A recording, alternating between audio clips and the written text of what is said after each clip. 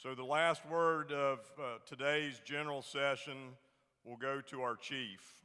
General Joseph Lengyel, the 28th Chief of the National Guard Bureau, is spending the whole weekend with us. He's been engaged with our company-grade officers and with many of you throughout our event here. He comes from a family of service, a long line of service to our nation, and he and Sally are true advocates for our National Guard and our National Guard families. At this time, the chair recognizes the Sergeant at Arms. The Sergeant at Arms announces the presence in the chamber of General Joseph L. Lengyel, Chief of the National Guard Bureau. He is escorted by Major General Terry Max Haston, the Vice Chair, Army of the National Guard Association of the United States, Major General Donald Dunbar, the Vice Chair, Air of the National Guard Association of the United States, and Major General Glenn Curtis, the Adjutant General of Louisiana. Okay, we got him. Ladies and gentlemen, our Chief of the National Guard Bureau, General Joseph Lengyel. Thanks, everybody. Please have a seat.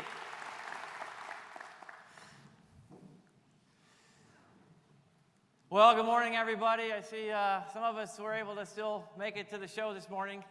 I am honored to be here. I want to thank NGAUS once again for what a great opportunity, and General Curtis, what an unbelievable event that you have put on. I concur with Shags that Mike Lowe is probably quaking in his boots thinking about what he has to do next summer to top this.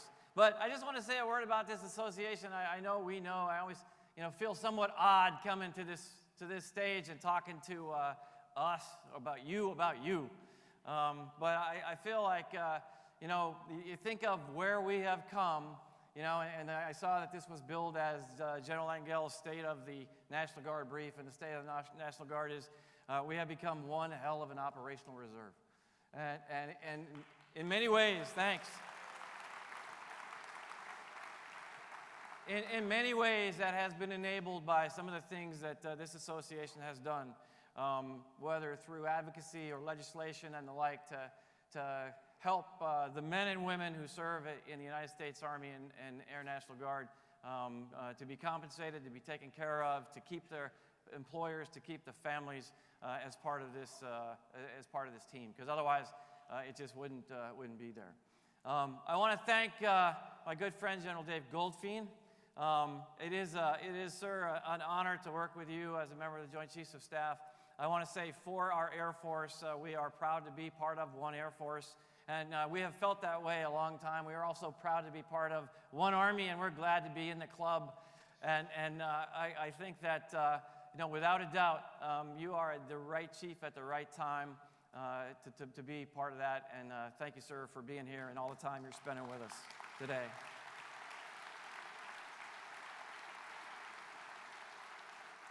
And Shags O'Shaughnessy, I want to tell you this. I've been here and worked with lots of NORTHCOM commanders, great friends with Lori Robinson. We've been blessed with a group of airmen lately who understand the National Guard, who understand our role in the homeland, the role that we play. And I just want to just quickly amplify a little story that Shags told about that dual status commander thing this morning about there's a fire raging in California. And I'm out in California visiting the troops and going around Shasta, and people are saying great things about the Guard. And Dave Baldwin brings me in and says, hey, these 200 active duty guys are thinking about not putting them under the dual status commander. And I think that's a problem, and here's why. I can't support them. I can't take of them. The fire's on federal land, but the fire doesn't know that. It's going all kinds of places, and that's not the way we fight fires under unity of command. And so Reynold Hoover, myself, OSD, we engaged in a conversation with the DepSecDef, and they said, hey, ultimately, we're going to throw this to the NORTHCOM commander, and it's his call. And I sent a note to Shags, and right on board. He was right there for unity of command. It was the right thing, and had he just not said, do it, make it happen, we may have had a different scenario. So Shags, thanks for what you did there.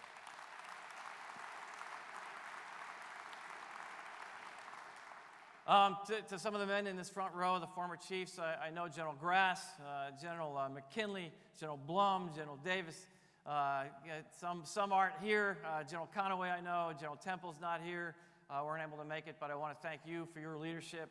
There were so many things you didn't tell me. but I'm telling you that I want to say thanks for being here, and I endeavor every day to follow your leadership and to take us and to represent the National Guard and continue to improve as an officer and a part of the Joint Chiefs, and thank you very much. To the families and employers who are also here, our business model folds if we lose that piece. If our soldiers and airmen aren't supported by their families or their employers, then we begin to crumble, and we can no longer be the combat reserve of the United States Army and the United States Air Force, which is something that we want to do. So as I talk to you right now, 44,700 men and women in the National Guard are employed in some duty status somewhere around the world. About 10% of our force, 10% of the Air Guard and 10% of the Army Guard is engaged in a status somewhere doing something. And I've been around the globe lately. I've seen them. I'm going to tell you about them. I think that as you look at this chart, always ready, always there, that sums us up. Those are soldiers in Australia and Talisman Sabre. The top picture is obviously California. Fighting fires, and we've got South Carolina and Colombia in the bottom pictures. Homeland, or Warfight Homeland Partnerships is what I say, it's what I do. We call that Mission Triad, Warfight Homeland Partnerships, and I don't want to give anybody any bad images, but I have no body art, but if I was going to have one, it would be that. Put a big patch right here on my shoulder, and that is what we do, the National Guard. We do Warfight Homeland Partnerships, those three things. And we couldn't do any of them without that soldier or airman in the middle of it. That is our most important weapon system, without a doubt. And it requires the most money, the most maintenance, the most upgrades, the most training, and the rest. And he or she enables Warfight, Homeland, and Partnerships. And I think, without a doubt, that is who we are and what we have been doing for a long time. So I remember, like 2 years ago, I became a chief, and my goodness, time is flying. And it's, my third briefing to this august body here at NGAUS. And, the thing that we decided with the adjutants generals and all the rest is, we think that, hey, Warfight Homeland Partnerships, and we got to do three things, if we're going to take the Guard to the next level. And like all the chiefs, all the services, readiness is what we value most. It is what we need most. We can't do Warfight Homeland Partnerships without readiness.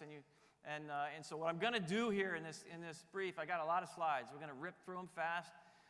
What happens to me normally at the end is many of what I'm going to say has been told to you by somebody else in some other fashion. So I'm going to run through this stuff so you don't get bored with it. But I'm going to zip around that mission triad and talk about readiness for the warfight. Readiness in the homeland, readiness in partnerships, and how we do that. Then I'm going to run into some of the challenges that I think we've seen that are coming up with us in terms of, this becoming this operational force has come at some cost, and I've watched this as an airman. I remember, 27 years in the Guard, and in the early 90s, we began to become this expeditionary Air Force, and I watched the op tempo on the Air Force increase. And we became, this operational force. We have been for a long time, but the demands on the force have increased over time. And since 9/11, we've seen that change with the Army National Guard. And the Army National Guard now is this operational rotational force. And there has been a cost to pay on that, and we're seeing some fissures. I'll talk just a little bit about that. Talk a little bit about recruiting. Talk a little bit about deployability of a force. A little bit about innovation at the end. And then we'll kind of sum it up. So next slide, please. Okay, so readiness and lethality. I mean, this is a quick trip around the world for me. That top left picture up there is Ohio National Guard Air Defense Artillery Battalion I saw in the box last year. They were the heroes of the base. They were Ohio National Guard, and that's some location in Iraq. And, I'm in that picture somewhere, and the only problem with changing uniforms, I was wearing that OCP, and I'm, blending right in with all those guys. We're not going to be able to tell us apart anymore, Dave. That's going to be the problem. You used to could pick us out of the picture. But these folks were running the counter-rocket artillery mortar Avenger device up there. They weren't trained on it before they went. They had to go. It wasn't part of their original equipment. They had to go get trained on it and go. And you know, it's an awesome device. It's take my gun out of my F-16 and put it on a cosmic radar and shoot down incoming. And you know, those guys were, everybody was buying those guys, well, not beers because you couldn't drink them over there, but that was part of it. Top right picture, Alabama National Guard last winter was in Al Jaber. 4-month time span. They flew 5,100 hours, more than 1,000 sorties, and dropped lots of weapons. That's more than a year's worth of flying in 4 months in theater. Killed lots of bad guys, you know, right in the heart of the ISIS campaign. And those guys were over there just doing great work. Bottom left picture, that's a more recent picture of me and the Guam National Guard Infantry Company in training at Story Range Complex, just 10 miles south of North Korea. There is part of the pressure campaign in the ensuing months as we've been trying to pressure the diplomatic effort in North Korea. And the Guam guys were doing great. They even let me shoot a sniper rifle out there. I was laying in the mud shooting targets downrange, and it was fantastic. And the bottom right picture, Readiness and Lethality, is that's right outside of Philadelphia at Willow Grove. I don't know if you've ever been to Willow Grove, but you know, you kind of go in there and you can see the history of the past. There used to be a big Marine Corps reserve there. Some A-10s used to be there on the ramp. Well, now the 111th attack squadron is there, and that's a Reaper unit actively engaged, flying orbits over CENTCOM. And you know, it just kind of shows you every bit of that going on everywhere around the earth. In that 44,000 folks, we're in every combatant command. And I would say every continent. In about 2 months, I'll be able to say that because we'll have the New York National Guard will be back down as a National Science Foundation taking care of the South Pole in their C-130 mission. So actively engaged around the world, and that picture could be taken with multiple other units. As General Milley talked about in his presentation yesterday, he's seen us everywhere. Next slide. Okay, operational benefit. You know, this is kind of messing around with what to call this slide. You know, these folks, we have tried very, very hard to wring every bit of mission we can out of the force. And so what this is many of you have heard about the federated intel system, as we have taken the 18,000 soldiers and airmen in the intel world, and we have established programs where while they're in training, Title 32 training, drill periods, normal, at home, in garrison, just doing normal training, rather than train on some obscure intelligence problem, they actually apply their skill sets against real-world mission sets for the combatant commanders. And the picture on the left is the 56th Operational Intelligence Squadron in Washington. And what those guys do is information warfare. They enable Special Operations Command Pacific, and they have applied projects to them to actually enable you know, information warfare for Indo-Pacific Command. It's a unique model and a template. Senior Airman on the right is in the 132nd ISR group in Iowa. We got Iowa folks over here? Okay, and so same thing, they do surge targeting work for the United States Air Force, and in drill status, Title 32 drill status at home, they do analysis, intelligence, preparation for AOCs for every combatant command around the world, and have provided more than 2,000 analytic products to the combatant commands. And this is not just what we recently have established a relationship with Transcom. For a long time, General McDough, who just retired, I think yesterday, whatever date today is, has been talking about the vulnerabilities of his network because he deals with off-DODN kind of customers. So we have said, hey, we've got a lot of cyber capacity that's in dwell, both Army and Air. And so we can find that cyber capacity, and we had a team go down to Transcom just last week to look and say, how can we apply our cyber skill sets in either state active duty statuses or in Title 32 statuses to help Transcom deal with their off-DODN security issues. So more to follow on that, but I'm hopeful that as we look for ways to use our force while it's in a Title 32 state training status, so that we can, again, bring additional capacity to the warfighter. Next slide. Okay, Homeland.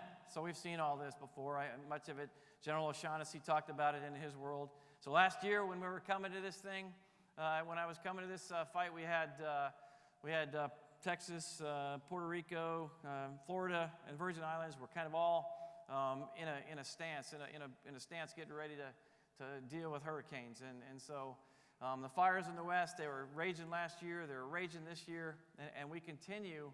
As we speak, I think we have over 1,000 National Guard members still out there doing firefighting operations. When I was last week in California, I went to Shasta, California, and there was just unbelievable numbers of signs of people thanking first responders, National Guard, firefighters, people bringing out donuts, people taking care of the force. I mean, it is that unique connection that we have to the homeland that I think is something special that we do it. And I'm always careful to talk about this because, as General O'Shaughnessy talked about it, it is a complete single effort to deal with the catastrophes when we have them here in the homeland. And we want to be part of it. We want to be synchronized with all of it. We don't take, we're not trying to keep anybody out, trying to be first there. Usually we are first there because we happen to live there. It's our places that are burning down or our places that are flooding because we happen to be across all of America. But that is hugely what we do. On the right-hand side of this thing, those are pictures from Hurricane Harvey and last summer when this was going on. The top right one, I think, is in southeast Texas. Somebody told me those were actually Louisiana Guardsmen, the Cajun militia that, by the way, are still infiltrated into those two counties in the southeast part of Texas. I think Governor Abbott would like his country back. He's asking people to leave. They were out there helping them out, so they're still there. They won't go home. And as a Texan, Glenn, that's a problem. That was a textbook operation. That was a textbook. As we saw that Texas Harvey hit and when it came, there was they mobilized the entire Texas National Guard, and except for the 800 that mobilized day 2 and went to Fort Bliss because they were on their way to the Sinai in Egypt to take on the multinational force and observer mission. Everything worked right. There was great synchronization with NORTHCOM, great synchronization with all the components who played a role in that fight. The dual status commander concept worked great. And I think that, all in all, as Shags had mentioned earlier, we had a great hot wash. We continue to find better ways to synchronize and communicate so that there's a more efficient response, which is ultimately what our goal is. And we stand poised to do it again this year if we had to. And so next slide, please. So this one is a picture in Puerto Rico. And so there were, again, lots of lessons learned in this response. This was a different scenario. This was a scenario where our normal business model, all normal methods of using the mutual assistance compacts between states was challenging. Because as we tried to flow forces into Puerto Rico to use it, the systems that were there to support the folks when they came in, it just wasn't sustainable for us to do it. This was a great example and lesson learned in the discussion of the operational use of the National Guard, otherwise known as 502F authority, that we need to talk about, needs to be examined and utilized in cases like this. And I think that, as we came out of this, as we're using 502F authority right now on the southwest border with almost 2,100 members along the southwest border states, that authority here would have worked much better. I think it would have enabled and quickened the response, and we would have been better able to take care of the soldiers and airmen who were actually more involved in that mission.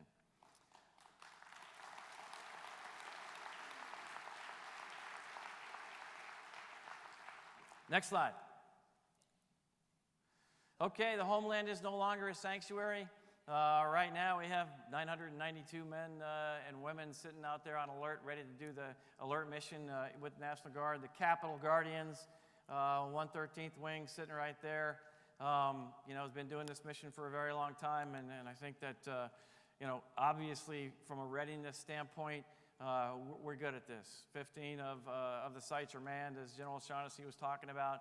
I thought that the professionalism and the command and control and the integration of everything that happened under the command of General O'Shaughnessy and at the events up in Pacific Northwest last week were amazing. And I thought that General O'Shaughnessy taking the time to fly out and recognize that air crew was also amazing. So what a complex thing, and that could have gone completely different. Bottom left side of this thing, that's Greeley, Alaska. The 49th Missile Battalion up there that is part of the 100th Missile Brigade. This is the 300 defending 300 million people out there shooting $70 million bullets at incoming ICBMs. I think this is a mission that the National Guard has done well. I tie this to the Clear Air Station that's deployed nearby with the incoming new radar that's out there. So when you look at the defense of the United States and protecting the homeland, it's a natural fit for the United States, for the Army National Guard and the Air National Guard to be part of, and they've been part of it for a long time. The right side of this slide, again, General O'Shaughnessy mentioned the Sea-Burney enterprise, that we are a big part of it. So our CSTs and our SURF-Ps and our HERFs that actually are a big part of the response for the chemical, biological, radiological, nuclear response force is something that is unique to us. It is important to us. Those civil response teams were mobilized in more than 3,100 events last year. They provide a unique capability, as we all know, to go out into the field and to identify and respond to things as required. So I think that we all know this. General O'Shaughnessy obviously knows this. It's going on 20 years old. We need to make sure that they maintain their capabilities. They maintain investments so that they stay up to date with current threats and current compounds that we could be threatened with. And the Civil Support Team and the Sea-Burney Response Enterprise is another huge part of what we do in the National Guard that is uniquely about us. Next slide, please. Okay, strengthening partnerships. So that's a picture of me and General Alleroff, the National Guard commander in Ukraine. Incredibly proud of his force. And as we were there, I was struck by. So I kind of went on that trip to Ukraine and Kosovo and Georgia, and I saw the relationships that we have built, the trust that we have built. The California National Guard in Ukraine has established an amazing relationship and has helped grow and develop partnerships. This is expanding the competitive space. This is having people trust us and want to be partners with the United States. And clearly, this nation, Ukraine, is a nation at war, the eastern half of their country. And I also went from there out into the western part of Ukraine to Lviv. And I saw that the Joint Military Training Group Ukraine was, at the time, they were changing out units. The New York National Guard was there. It is their version of a CTC, a combat training center, where the Ukraine military forces are doing training for their forces, and then those guys go right back to the eastern part of Ukraine and are engaged actively against Russian forces predominantly. And so the New York National Guard had been there for 9 months. They're coming out. Tennessee's in there now, and they are doing a great job. And what General Alleroff and those general officers over there in Ukraine want is they want continued presence and engagement of the United States military to help develop their force, to help grow their force, so that they can do better on their own to handle the threats that they have inside their country. Next slide. Further here, this is a slide process here of the Indiana National Guard 76 ICBT, I believe, doing Pacific Pathways in Indonesia. First time the National Guard has actually led a Pacific Pathways rotation, 9 different countries. Again, building trust and capacity inside our allies and partners is something that General Mattis mentioned numerous times yesterday when he was on there. As last weekend, or I think it was 2 weekends ago now, he was on his way down to Brazil, and I'm getting emails from them as they are about the land there, getting data and information about these partnerships that he believes to be extremely important. This program here and our state partnership program is clearly a long-term legacy of the National Guard. There may be nothing more important outside of the borders of the United States we do than this partnership program that we have. 81 countries now we partnership with, having just started Brazil and Qatar and Burkina Faso in this past year. All of those are in the final formations of beginning their partnership. The good news is, I was beginning to get concerned about funding for this partnership program, and we were going to limit ourselves to a single partner until we could find more funding, and it looks like our friends on the Hill are going to plus our budgets up a little bit to allow us to continue to grow these partnerships. I think, without a doubt, this is one of the most important things from a strategic perspective we do. And I just got to share one story with you, because it's not because General Blum is in the front row. But about 10 years ago, I had an assignment and I was in Europe, and somebody was asking us, why are we still doing these partnerships with these countries here in Europe? These nations are all about to join NATO. They're all joining the European Union. What is the value of continuing to spend money and doing engagements with these nations?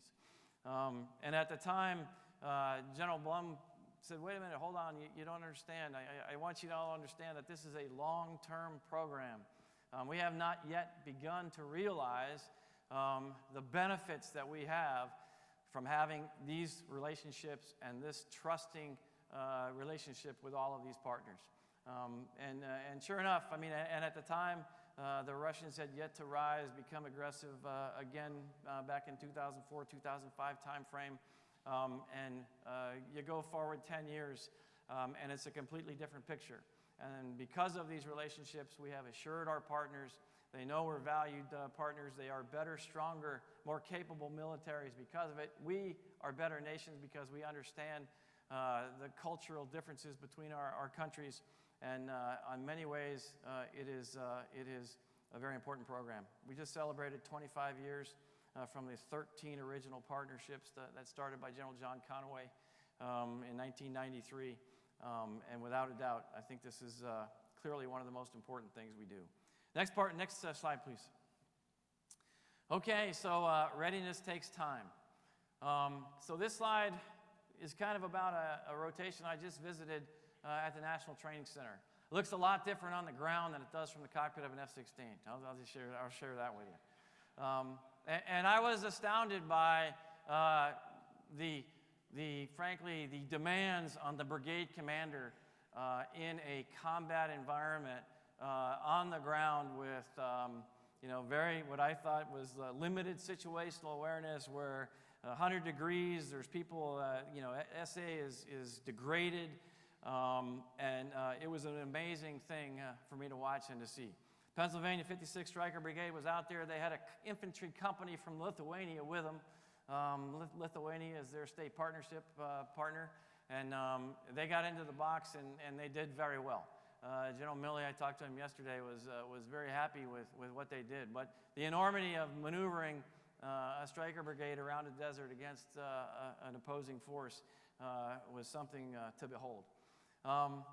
As I went around the field and I talked to folks, and I'm hearing this more and more as I talk to folks, is I talked to some company commanders and some folks who had worked in excess of not 60 days, not 70 days, but 80, 85 days to get ready to go do this. 85 days for somebody that's got a civilian job, civilian life. Again, I'm talking to you about you. So this is not a surprise to anybody out there. It was evident to me that the soldiers didn't have a problem doing it, but they were concerned about their employers. Some of their employers are concerned about what it takes to get ready to go do something like this. So without a doubt, this is a leadership challenge that we have. And for us at the Bureau, we need to know what is it that we can do, because if we're going to stay part of this operational force, the ability to be ready for General Milley's United States Army, I think, is It's going to be difficult to do things with less time than what this Stryker Brigade took to do. Somebody out there may have a different opinion, and we get the Q&A, maybe you can let me know about it. But I would tell you that this brigade came out, and now they will be postured against potential contingency forces out there. And I think if you read your magazine, there's a picture on there that says, hey, the 39-day model is not the model anymore. And that's doesn't apply to everybody, but there are certainly parts of our formations, parts of our organization that require more than 39 days a year regularly to be ready. So we need to look at this. We need to find that magic stew of what is the right way so we can maintain our contract with our family and our employers. We have to be predictable to the degree that we can. We have to maintain that the force is ready and trained. We have to find the right combination to make sure that we have pay appropriately, benefits appropriately, bonuses appropriately so that we can retain the force. I'm going to talk about recruiting here in a minute, but there, without a doubt, in some cases, in some pieces around our formations and our enterprise, there are people that are having trouble with this kind of operational tempo. I don't think it's something we can't overcome. I think we can overcome it. I think it requires leadership. It requires maybe a relook at our training programs. That's up to the commanders in the field, obviously, to do that, to decide the best way to do it. But we have to look at everything if we're going to sustain this kind of force. Next slide. Recruiting. Throw this up there because I mentioned that the National Guard is, the Army National Guard will be some number, 7,000, 8,000 under our end strength at the end of this year. The Air National Guard will make end strength. That's a good thing. But every component in the Army will be short of their end strength. We have to think out of the box. We have to think of, what is it that we can do? We're all fishing in the same pool. Everybody is looking for these great Americans that are willing to come and dedicate themselves to doing this, put on the uniform and do whatever it asks of you. So working on this one is going to take some time. General Goldfein talked about, hey, maybe we need to look at single recruiting processes. We're trying that in the Army, so it's working some places maybe not so much. But we have to pay particular attention to doing it. Every one of us is a recruiter. Next slide. I think that we have to find, now they're a little young yet to get they're a little young to get in the Guard, but I'm working on it, And every time we find people that are interested, we're looking for fit people that are of good character, willing to swear an oath to the Constitution of the United States, and willing to do whatever the uniform asks of them. That's a big ask. And when we find them, we have to do everything we can to hang on to them and to grow them and to develop them and keep them. So it's up to every one of us. We have to look across the recruiting. The word that shall not be spoken, GRAP, we were just talking about before, is that program worked. I mean, it did. It worked great, and wasn't maybe overseen as good as it could have been, but we have to look at every opportunity for us to recruit our force. We can't do warfight homeland partnerships if we don't have the people. Next slide. Okay, again, this is more about, being ready. I would tell you there's a very business-like approach going on inside the Pentagon right now to respect to metrics and readiness. What are the maintenance rates of your equipment? What are the FMC rates of your platforms? What are the deployability rates of your people? How many people in your formations are non-deployable? Who is fit? Who's not fit? All of those things are being looked at across all of the services with a microscope. And I can tell you, we're making progress. Every service is looking hard and trying very hard to exact any benefit that they can to make more people deployable, to make more people fit. I'll tell you, the Army Guard went from about 84.5% medical ready to 88% medical ready. That's 17,000 people who are now medically deployable. That's a big deal. I mean, that's a lot of people that they did. Some of that was timing of year, contracts, when we do it, but still, nevertheless, it puts more people into the formations to deploy. Air Guard, again, they added 2,000 people. And why did they do that? Because they invested in putting some full-time medical professionals into the units, into the wing levels, so that the people could be medically fit and ready to go. Next slide.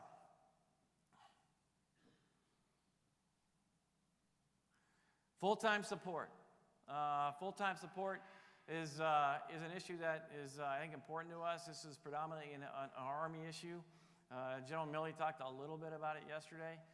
We think that key to our readiness inside the Army National Guard is an increase at the foundational level of the number of full-timers that allow us to train the force.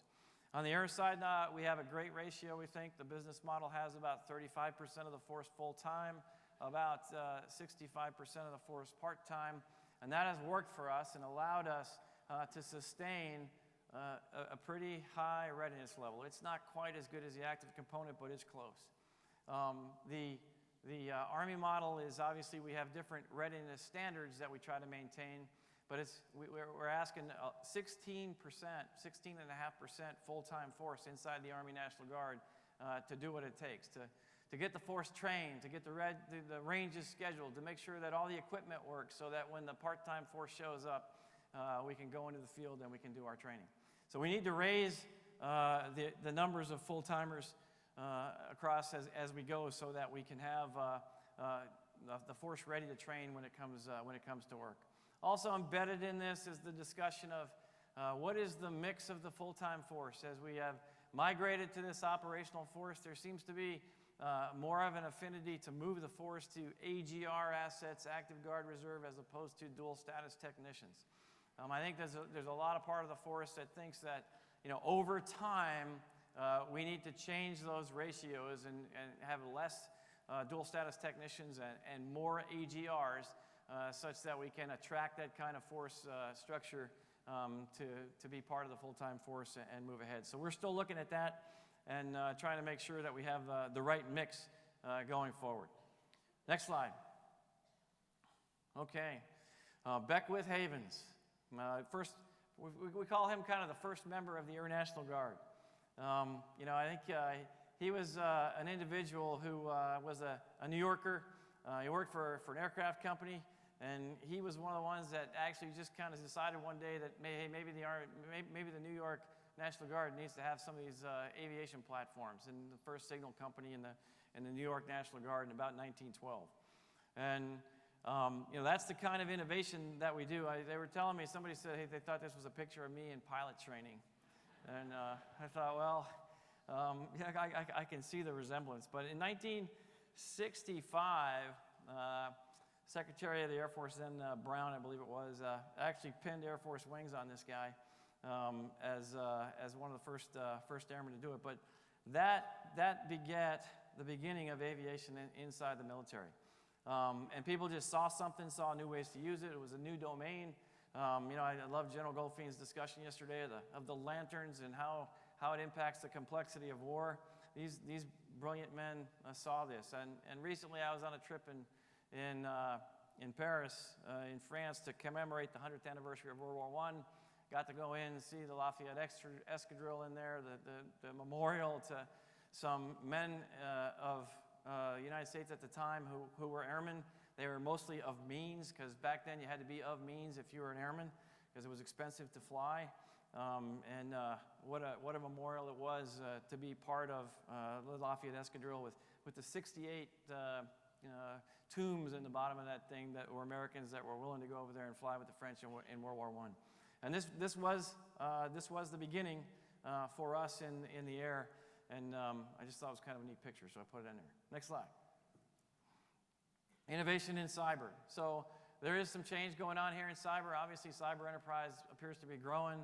Cyber enterprise across the United States is under attack every single day. And essentially, two things I want to tell you about this is we are standing up kind of a test program, a pilot program. People have said that we need a CST, a civil support team-like capability, only in the cyber domain. And so what we've decided to do is go, well, I don't know if that's going to work, and how are we going to integrate this with U.S. Cyber Command and all of the service Title 10 things that we do in the cyber thing. And yeah, we can work off DODN, and we can work in state active duty, and we're going to try to figure all this out. But we've created 3 teams, and we're calling cyber mission assurance teams. So what we've decided is that a lot of the federal installations and our facilities are hooked to power grids and support systems that are off the military installations, and they are vulnerable to attacks from outside. And so to assure that we can do the mission on our installations, we're going to have some of these teams that will come and will actually begin to look at vulnerabilities for these installations as they are perhaps engaged or dependent on commercial power, commercial electricity, commercial water, utilities, all the like.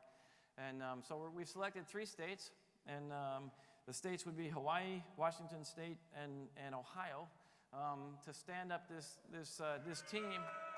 All right.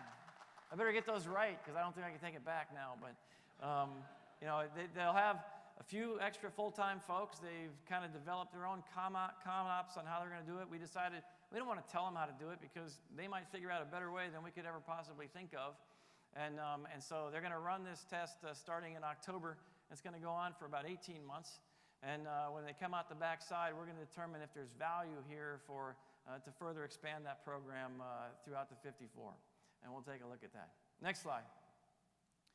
So innovation, that is the word in Washington. Innovation, as we've been in this business a long time. For those of us who've done it, we have called, how do you do things better, faster, cheaper? How do you use old things in new ways? How do you find new uses for previous things? And so, we talked about it, since we've tried to do things, always we're a learning organization, and we've tried to do things, in the Air Force. We've had the Quality Air Force, and then with Lean Six Sigma and Black Belt and all those kinds of things. Innovation is kind of now, I think, how we're referring to. We're going to do things better. We're going to find new ways. We're going to do things, in different, new, and innovative ways. This is a picture top left of my National Guard Innovation Team. It has about 28 members on it. These are some of our citizen airmen who are players in industry. They own their own companies. They are vice presidents at Quicken Loans. They're security experts in Bank of America. They are people who understand how organizations think and do things in new and innovative ways. They have helped us. We've asked them to look at recruiting systems, recruiting processes, communications. How is it that we can reach all of our airmen and soldiers who are out in the 54 who might need information from various other sources? So we've asked them to look at that and continuing to make that a new process, and we're happy with how that's working. Top right, I think, is California guy looking at a feed for hotspots on a fire on his phone. That's innovation. That's using Reapers, and before that, Preds on fires in California. And we took an EOD robot and brought that into a CST team, so that we're sometimes able, a civil support team, to go find some hazardous capacity here that may be working. So innovation is just something that everybody is striving to. It's trying to find a way to have a culture in your organization of willingness to change. It's a culture of getting good ideas done and done fast. I think the Air Force has done a great job. Secretary Wilson and General Goldveen have begun to eliminate lots of non-value-added instructions and requirements, and trust me, the field is feeling that that's a great thing. Next slide. Okay, this is my last slide, and I think I'm gonna sum it up and say, so we got a picture of obviously some big bad stuff going on there with Apache. We got bottom left is that's a war fight. Bottom left is the Homeland peace destruction that we're taking care of, and on the right hand side, that's an airman, by the way. On the right hand side, who's doing something that's a partnership piece of this thing. So there's a lot changing inside the Department of Defense as you walk around right now. I think it was August 9th. I sat right next to General Goldfein in the Pentagon auditorium, and the Vice President gave a speech on creating a space force. It's a historical day. What ultimately comes and how that shakes out is yet to be determined, but that's a big discussion. And I think General Milley was here, and he talked about what was going on inside the Army and the creation of Futures Command and how they're doing things. The biggest change in the United States Army since 1973. And, you know, the new and innovative ways they're looking at buying new equipment and the commitment to modernize the force. That I've been in this business long enough to know, and we've talked about, yeah, we're going to modernize, we're going to reinvest, but I've never seen a more dedicated commitment than Secretary Mattis has talked about right now in terms of making this current force ready and then building the next force for the peer competitor fight, the China fight, the Russia fight. And there is a real dedication to do it. And ladies and gentlemen, things are going to change. They're going to change for us. And we've got to be willing to adapt. We've got to be willing to change. We've got to be willing to be part of this next change. And if anything should have been clear to you from this weekend is we are an indispensable part of the joint force. Whatever the Air Force and the Army look like in the future, we're going to be part of it. We're going to be a big part of it. And, you know, I'm excited about it. And with change is always trepidation on some things go away and some things emerge. And we have to be willing and aggressive partners in all of that. And, you know, I just know one thing. You know, in about 10 days, in about a 10-day span, I took off and I went to France and I saw, you know, this great commemoration of our participation as a National Guard in World War I. And 18 of 43 divisions, this enormity of casualties in the span of less than a year, 100,000 casualties, and 30,000 of those were deaths. I saw the bond between the French people and the United States of America by over there being part of it. And, you know, I was struck by the enormity of the impact that the National Guard had on the winning of that war. It all turned when we went there and became part of it. When the United States went there and we were part of it. You know, and then, you know, I went from there to Ukraine, and I saw what we're doing in Ukraine. We're helping a partner who wants to be in NATO. We're helping a partner trying to fight the Russians who are actively engaged in their country. I saw the National Guard, multiple states involved in training that force and making them feel like they are valued partners. And I went from there to, I went to Georgia, and I saw the Georgia National Guard, and I gave a speech as they opened up a major exercise there. And the first speaker was the president of the country, and then it was the Speaker of Parliament, and then it was, you know, the ambassador, and then me. All of them talked about the occupied territories of Georgia. All of them talked about the need to be close to the United States of America. All of them talked about the goodness of the relationship between the country of Georgia and the state of Georgia. And there were 13 partner nations also present at that nation, and I was convinced that the Georgian people will do anything it takes for as long as it takes to become a member of NATO. And that could be a long time. And they only hope that they last long enough for that to happen. And I think that us being there and being part of their security as a nation is something that's important. And then I went to Kosovo. And I went to Kosovo and I walked into the minister of the Kosovo Security Forces office. And you know what was in there? An Iowa flag. A flag from the state of Iowa. And he talked about Timor, and they talked about all the good things that comes from what they have done to develop their partnership with the state of Iowa. You know, and then came back, went to NCC, saw the strikers, and just ripping it up with their partners from Lithuania. And I went from there straight up and saw California National Guard fighting fires. And ladies and gentlemen, that is the description of an operational National Guard. I mean, there is nothing that I could imagine that would show in a 10-day period with successive stops it's going on. I could have gone to many other places and seen the same thing. But without a doubt, we have transformed, you have transformed this organization since I joined it 27 years ago. And so I endeavor every day to support you. The National Guard Bureau exists for one reason, and that is to support the men and women, the 450,000 men and women who are part of the greatest Army and the greatest Air Force in the world. Thank you very much. Okay. Thanks.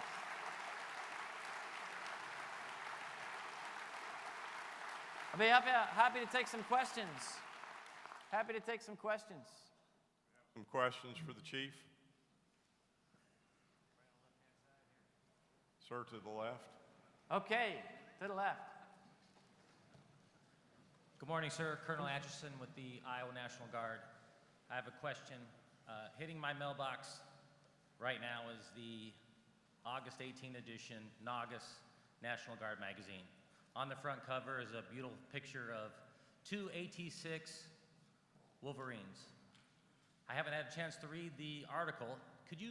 My question is, could you touch on, in the spirit of the total force, what's going on with light attack aircraft and what the National Guard, if any, may play in that mission? You should have asked that question to Chief of Staff of the Air Force yesterday. Where did that come from? Oh, that's right.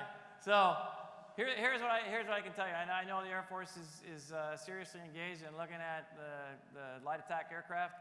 I have heard numbers in the realm of 300 to 304 aircraft. I have heard that they have yet to determine how and where they're going to base them. I've heard that they would like to leverage that platform with perhaps developing and engaging our ability to engage with our allies and partners who may have a propensity to use it in their fight around the world. And I think it's a great idea to use that platform instead of F-35s to do kind of coin operations around the world. I can tell you that any basing process for any future potential platform would be run by the Air Force, that we will be part of it, that General Rice and the Air National Guard will be directly linked into it. We'll have input, and future basing decisions will be made by the Secretary of the Air Force. Did I get that right? Okay, I was just checking with my buddy over here in the Air Force who owns all that stuff. Okay, thank you. Over here in the center. In the center. Good morning, sir. Good morning. Major Allison Benko, Space Duty Officer, 183rd Air Operations Center, Illinois, National Guard. So you said at the end of your speech that whatever the Army and Air Force are doing in the future, we're going to be a part of it. So my question is, what role do you envision the National Guard playing in the concept of the Space Force? Are we part of the discussion to help shape the future operational and strategic reserve space forces? Will we be part of this as well? So, I mean, by virtue of the fact that we are part of the Air Force and part of the Army, and I'm on the Joint Chiefs, and you know, they're having discussions in the Pentagon right now related to the speech made by the Vice President back on the 9th of August. And all related parties are invited and involved as this entire process, unfolds. We have a presence in space. It's not a huge presence in space from a National Guard perspective. Some space control squadrons, we have 4, I think, is what we have right now. And I believe that there may be a need for even more as the space domain and the enterprise continues to grow and we learn how to fight and engage in space even more. But you know, I have a personal belief that we'll be part of a space. If there is a space force, that I would think that we would be part of it. I have no reason to think that we wouldn't, but I don't know that. All of those decisions now are being played out. You know, I can tell you that in the near term, in the very near term, they're looking to stand up a combatant command for space. And the forces that get provided us through the Air Force will be part of that in the near term. They're looking to develop space acquisition processes. We're not really, as an Air National Guard, really involved in the development or construction of satellites or other platforms in space. I think that the development of the space personnel, however that is, those people who are doing space activities now will be doing them in the future, I think. And it always makes sense, from my perspective, to if you have an active component, having a reserve component that's sometimes plugged into the civilian and industrial base of the United States, or that can capture the active component force structure that decides to become perhaps a reserve member and go into civilian life. Those are all good reasons to go. So yet to be determined. This is going to unplay relatively quickly, I think. I mean, it will play out over the next months, and that I or my staff, both Army and Air, will be engaged in the discussions. Thank you, sir. Back to your left, sir. Yes. Is this the RC-26 question? I figured Well, I was gonna get and sir, looks like we have 2 questions, and we'll close out with these 2. Yes, How you ma'am. doing, sir? I'm Captain Jessica Plummer with the Louisiana National Guard. I have a question, actually 2 questions for you, but I'll be quick. So I recently finished as a SPP coordinator or TCA coordinator in Haiti after 18 months. And General Miller made a point about how the state partnership programs are advantageous to the National Guard and about the budget being cut for more funding. My question is, how can the National Guard further utilize the experience of those who have gone to those different countries as part of the state partnership program? And are there any follow-up opportunities or programs such as a National Guard version of a FAO? So I do think that we should leverage those skill sets. We've talked about this before. So to become a FAO, there's several requirements. You have to speak language. You know, you've got to have a master's degree from that country where you're going and where you are. You've got to have in-country training to be a FAO. So those are the active component kind of requirements to be a FAO. I think that our program now has matured to the point where it could add value either inside the services or on the Joint Staff or in OSD or at State Department in multiple successive, a career path could be developed such that a BAO would be able to sustain a kind of FAO career path, if you would like. I think it's a great idea. We haven't fleshed it all out yet. I think my concern about the BAO program is I'm not comfortable that we have adequately established the training process for our BAOs when they go. It's kind of different for everyone else. I think you ought to have to get some fundamental level of training before your state just was to take and send you over there. Going to Wright-Patterson and learning how we do foreign military sales and those kinds of things is not enough training. We need to establish that and institutionalize that and do it. But I think it's a great idea that we need to look at. All right, and my last question is, why don't we receive joint credit, and why isn't it considered a joint billet since we work with other services? Well, I think that, you know, if you're in an embassy, I worked in an embassy in Cairo, and I had joint billets on my staff that worked inside the Office of Military Cooperation. And in many cases, you know, our BAOs are filling those roles on those staff. So we probably just haven't asked for it. You know, to get a joint position accredited, you have to do a process. You have to write down what you're doing. It has to prove that you're doing joint matters. And it has to get approved by the Joint Staff, ultimately a board that says that is a joint billet. I would bet we haven't asked for that approval. And I'd be willing to have my staff, my J1, take a look at that and run the wickets for you. All right, thank you, sir. All right, thanks. We got one last question to the left there. One last question. Last one, sir. This should be an easy one. Major Lewis with the 70th RTI, Maryland Army National Guard. I just have a question in regard to leader development. In the past, we've had contracts with the Leadership Foundry, and you could have them come out to your states to do training. And this past year, we didn't have that contract. So are there any new programs on the horizon for leadership development? Thank you, sir. Right, great. Well, I think that absolutely leadership development is probably the most important thing we do.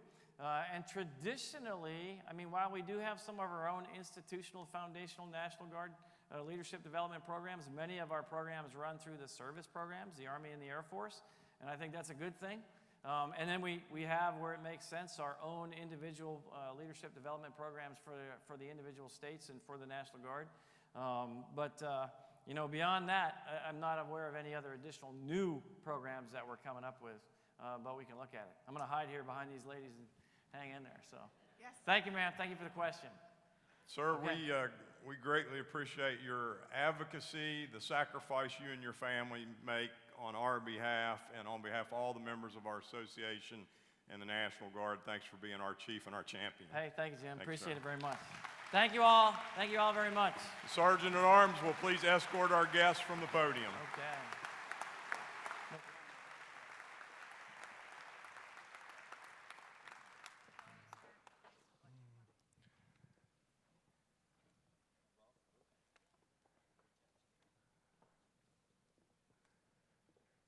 Ladies and gentlemen, that concludes our sessions for today. Separate sessions begin at 9 o'clock in the morning. At 11:30, we'll have our third business session. Please visit our vendors and have a great time this afternoon and tonight in New Orleans.